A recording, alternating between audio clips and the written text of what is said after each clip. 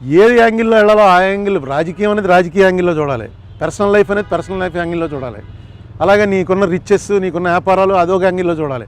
ఇవన్నీ క్లబ్ చేసేసి ఏమంటే అన్ని 100 కోట్లు సంపాదించిన వాడి పేదాల గురించి మాట్లాడండి, చాలా తప్పండి అని. అది వేరేది, వ్యాపారం చేసుకుంటున్నాడు, లీగల్గా వ్యాపారం చేసుకోవడానికి రైట్ ఉంది, వ్యాపారం చేసుకుంటున్నాడు.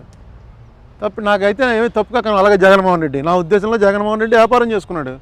అతను ఏమీ జగన్మోహన్ రెడ్డి ఏమీ కరప్షన్ చేయలేదు అన్నది నేను మొట్టమొదటి నుంచి చెప్తున్నాను. తండ్రి అధికారంలో ఉన్నప్పుడు తండ్రి పేరుతోటి వచ్చినటువంటి కొన్ని పెట్టుబడులను ఆకర్షించాడు. అది ఇల్లీగలా? నా ఉద్దేశంలో కాదు. 11 కేసులు పెట్టి 11 కేసులు జైల్లో పెట్టి వారం వారం కోర్టుకు తిప్పుతుంటే మీరు ఇలా సర్టిఫికేట్ ఇస్తే ఎలాగండి? సర్టిఫికేట్ ఇప్పుడు కాదు నేను ఇచ్చింది, నేను కాంగ్రెస్లో ఉన్నప్పుడు 2010లో అనుకుంటాను, లేకపోతే 11లోనో. అప్పుడే ఇప్పటికీ అదే సర్టిఫికేట్ కట్టబడి ఉన్నాను. ఇప్పటికీ అదే సర్టిఫికేట్ ఉంది.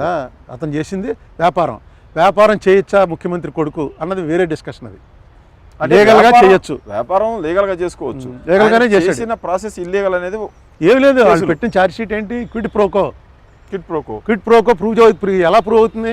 నువ్వు ఎందుకు డబ్బు ఇచ్చావు ఏంటి తెలుస్తుంది నాకు?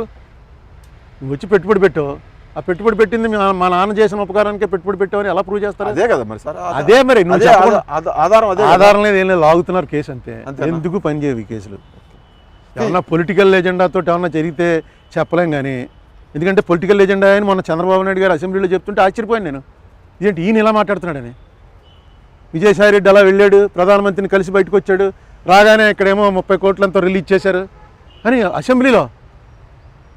ఒక లీగల్ బాడీ అది, ఎన్ఫోర్స్మెంట్ డైరెక్టరేట్ వాళ్ళు, ట్రిబ్యునల్ డబ్బులు ఏదో రిలీజ్ చేస్తే on the floor of the house ఈయన అది పొలిటికల్గా రిలీజ్ చేశారని చెప్తుంటే, నేను ఇప్పటివరకు కూడా చంద్రబాబు నాయుడు కోర్టులు మేనేజ్ చేసి కేసులు కొట్టించేసుకుంటాడు, కేసులు స్టే తెచ్చుకుంటాడంటే నేను నమ్మలే.